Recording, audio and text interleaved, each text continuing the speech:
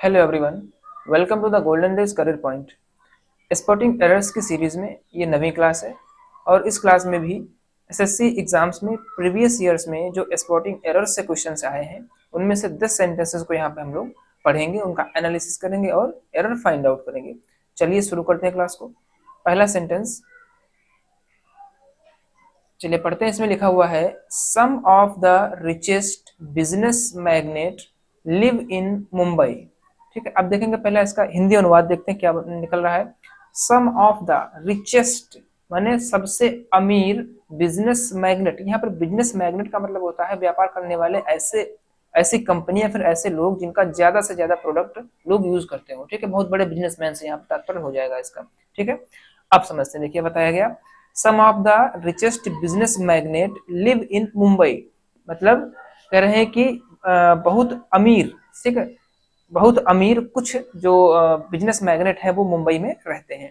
ठीक है, अब देखिए यहाँ पर पहले पार्ट में सम ऑफ द रिचेस्ट मतलब कुछ की बात हो रही है। ठीक है, प्लूरल है, लेकिन यहाँ पर बिजनेस मैग्नेट सिंगुलर आ गया है तो क्या होना चाहिए था, मैग्नेट्स कर देंगे यहाँ पे, बस यही एरर है इसमें। ठीक है, सब्जेक्ट वर्ब एग्रीमेंट के अनुसार जो है यहाँ पर जो ये सुपरलेटिव डिग्री लगी हुई है, ठीक है, सम ऑफ द रिचेस्ट, तो रिचेस्ट जो है अमीरतम मतलब सबसे अमीर, तो कई लोगों में देखा जाएगा ना, तो यहाँ पर बहुवचन है, कई बिजनेसमैन है। ठीक है, कई बिजनेस मैग्नेट्स हो जाएंगे यहाँ पर, तो ऑप्शन बी बिल्कुल सही जवाब हो जाएगा, इसी में एरर है। नेक्स्ट देखते हैं सेंटेंस नंबर 2। सेंटेंस नंबर 2 में क्या बताया गया है, लिखा हुआ है computers give us the easier access to information. ठीक है, अब हिंदी पहले समझते हैं। इसकी कह रहे हैं कि कंप्यूटर्स मतलब जो भी कंप्यूटर हैं, गिव अस माने हमें देते हैं, the easier access to information, information माने सूचनाओं तक, इजियर माने सुगम, एक्सेस मीन्स पहुंच। ठीक है, कंप्यूटर हमें सूचनाओं तक सुगम पहुंच देते हैं, मतलब आसानी से पहुंचा देते हैं वहां तक हमको।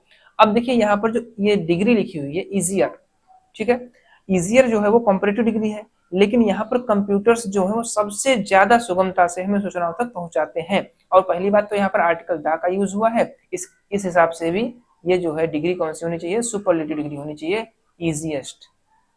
ठीक है, इजिएस्ट, तो computers give us the easiest access to information, computer हमें सूचनाओं तक सबसे ज्यादा सुगमता से पहुंचाते हैं। ठीक है, ये इसका अर्थ हो जाएगा। तो यहाँ पर भी एरर पार्ट बी में फाइंड आउट हुई। नेक्स्ट 3 नंबर सेंटेंस में देखते हैं क्या है।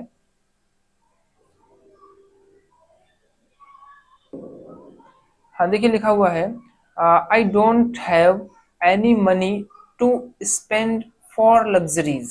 ठीक है, अगर इसका हिंदी अनुवाद देखा जाए तो कहना चाह रहे हैं कि I don't have any money, मेरे पास धन नहीं है, to spend for luxuries, luxuries माने होता है विलासिता।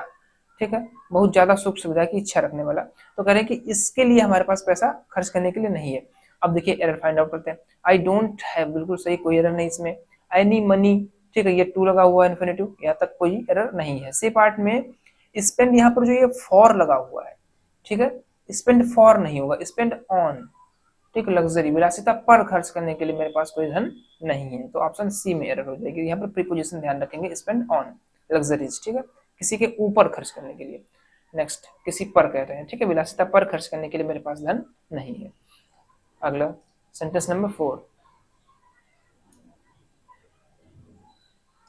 देखिए लिखा है he finds fault at everything I do.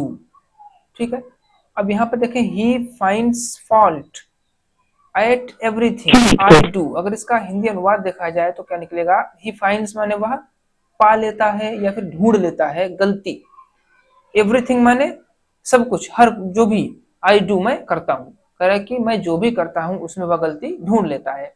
ठीक है, अब एरर फाइंड आउट करते हैं।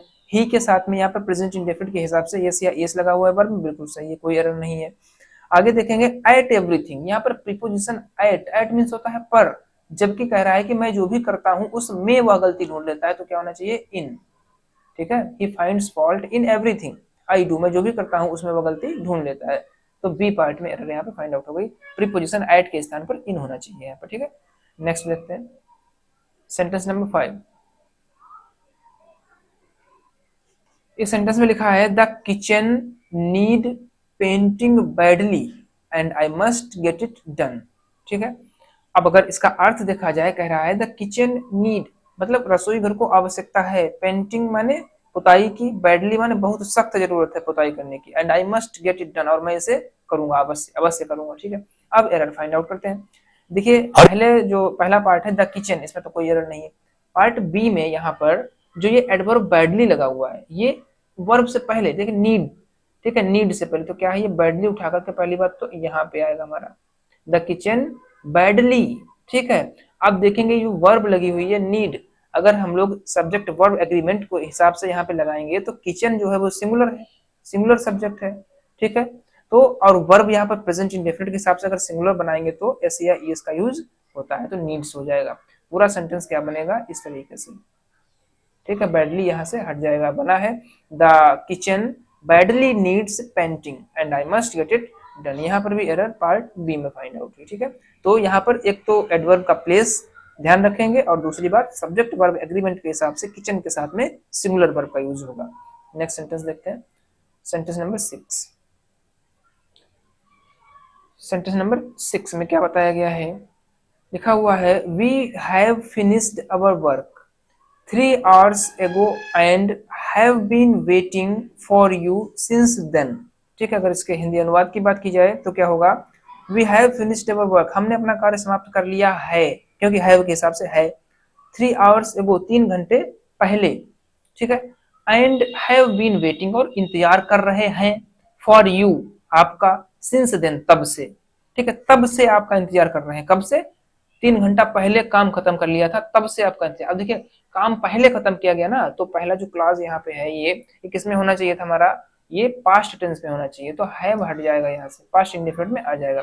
We finished our work 3 hours ago, हमने अपना काम 3 घंटा पहले खत्म कर लिया था, और तब से हम आपका इंतजार कर रहे हैं। ठीक है, तो यहाँ पर पार्ट ए में एरर हो गई। ठीक है, प्रेजेंट परफेक्ट टेंस में ना होकर के पास्ट इंडेफिनिट टेंस में होना चाहिए इतना वाला सेंटेंस। ठीक है, चलिए नेक्स्ट देखते हैं, सेंटेंस नंबर 7।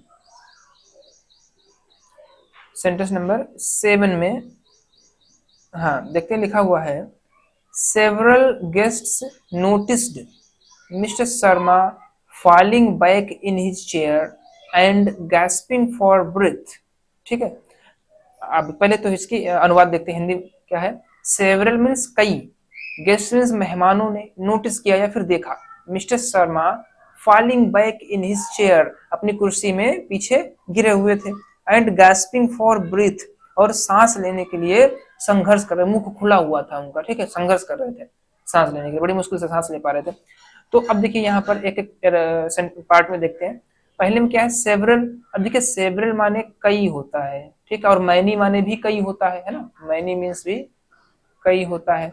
तो दोनों का क्या डिफरेंस है, मैनी का यूज है वो ज्यादा के संदर्भ में करते हैं जब अधिक लोग हो, ठीक है, और सेवरल जो है वो कम हो लेकिन फिर भी कई वहां पर लगाना हो तब। ठीक है, गेस्ट हैं तो बहुत ज्यादा नहीं है लेकिन कई गेस्ट हैं। ठीक है, उन्होंने नोटिस किया कि मिस्टर शर्मा, आगे बी पार्ट में falling back in his chair, यहाँ पर भी सही है, अपनी कुर्सी में पीछे गिर रहे थे। ठीक है, एंड गैस्पिंग फॉर ब्रेथ, और सांस लेने के लिए संघर्ष कर रहे हैं। तो इसमें तो किसी पार्ट में एरर नहीं है, तो यहाँ पर पार्ट डी बिल्कुल सही हो जाएगा। ठीक है, कोई गलती नहीं है यहाँ पर। Several guest noticed, second form भी लगी हुई है ना, पास्ट इंडेफिनिट के हिसाब से, कई मेहमानों ने नोटिस किया मिस्टर शर्मा। अब यहाँ पे फॉलिंग बैक एंड गैस्पिंग दोनों भी सही है ना, जिरेंडल फॉर्म यहाँ पे लगी हुई है, तो इस सेंटेंस में कोई एरर नहीं है, डी ऑप्शन बिल्कुल सही हो जाएगा आपका।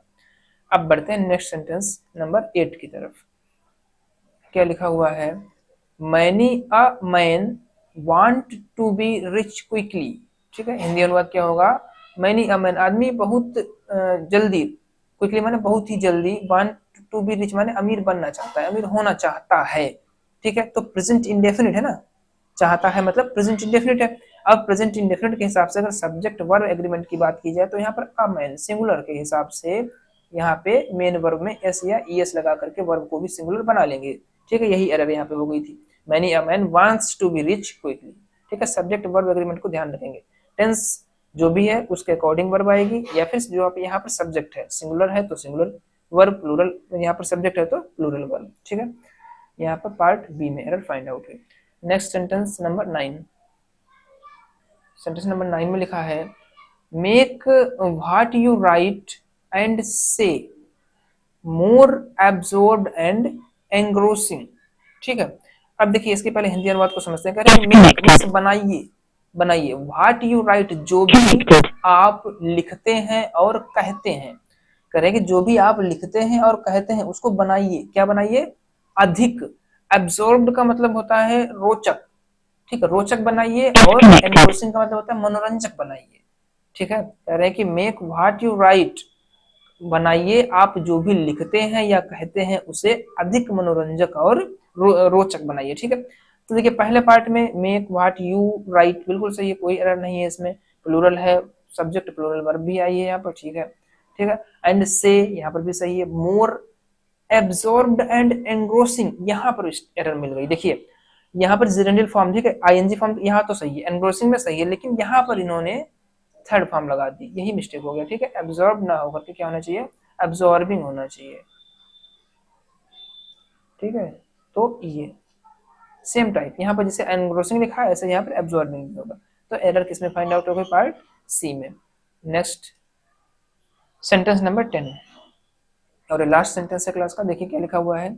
सी always fed her childrens before she fed her dog, ठीक है। हिंदी अनुवाद की बात की जाए तो वह हमेशा अपने बच्चों को पहले खिलाती है, ठीक है, बाद में अपने कुत्ते को। तो अब देखिए यार फाइंड आउट करते हैं। सी ऑलवेज फेड पास्ट इंडेफिनिट में है, ठीक है, पास्ट इंडेफिनिट में है, खिलाती थी हो जाएगा। सी ऑलवेज फेड, वह हमेशा खिलाती थी अपने बच्चों को पहले, अपने बच्चों को पहले खिलाती थी। सी फेड हर डॉग, अपने डॉग को खिलाने से, ठीक है, अपने डॉग को खिलाने से पहले अपने बच्चों को खिलाती थी। तो यहाँ पर एरर बहुत ही सिंपल सी देखिए, देख रहे हैं आप लोग, ये जो लिखा हुआ है चिल्ड्रंस, ठीक है, यहाँ पर कुछ नाउन्स ऐसे होते हैं जिनको बहुवचन बनाने के लिए एस या ईएस नहीं लगाना पड़ता है, ठीक है, बल्कि लास्ट के जो लेटर्स होते हैं उनमें चेंजिंग करनी पड़ती है। जैसे चाइल्ड, चाइल्ड सिंगुलर है और चाइल्ड का प्लूरल चिल्ड्रन होगा, तो एस लगाने की जरूरत नहीं है। कुछ एग्जाम्पल और देखते हैं। जैसे काऊ लिखा हो, काऊ का प्लूरल क्या होगा? काउज नहीं होगा, क्या होगा? काइन होगा, ठीक है। ऐसे ही बहुत से हैं, ठीक है, काउ हो गया, काइन हो गया। जैसे अब नाइफ देख लेते हैं, KNIFE, नाइफ का क्या होगा? नाइफ्स होगा, KNIVES, ठीक है। इस तरीके से कुछ शब्द, कुछ नाउन ऐसे होते हैं जिनको प्लूरल बनाने के लिए जरूरी नहीं लास्ट में एस जोड़ दो प्लूरल बन जाए, ठीक है, उनमें कुछ चेंजिंग करनी पड़ती है। तो चिल्ड्रन अपने आप में ही प्लूरल है, इसमें एस लगाने की कोई जरूरत नहीं है। तो यही एरर इसमें हो गई, ठीक है, पार्ट बी में। तो यहाँ पर 10 सेंटेंसेस को हम लोगों ने पढ़ा समझा, ठीक है, एरर फाइंड आउट की है। तो अब आगे भी अपनी तैयारी जारी रखिए, बने रहिए गोल्डन डेज करियर पॉइंट के साथ। Thank you very much.